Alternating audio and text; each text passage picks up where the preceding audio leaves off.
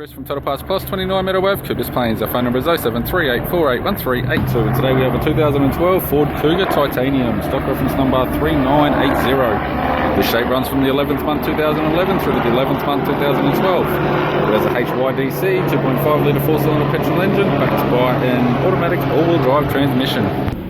HYDC 2.5 litre 4-cylinder petrol engine.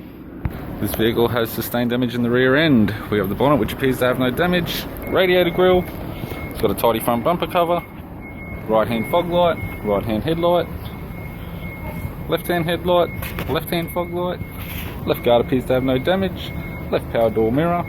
This vehicle is fitted with factory 18-inch alloy mags. The left front has a good tyre, left front door appears to have no damage, left rear door has one small dent, left rear 18-inch factory alloy mag with a good tyre. Got an aftermarket TAG tow bar supplied with all bolts, brackets, loom and module.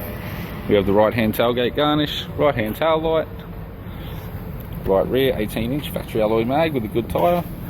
Both right hand doors appear to have no damage. Right guard also appears to have no damage. Right 18-inch front factory alloy mag with a good tyre, and a right power door mirror.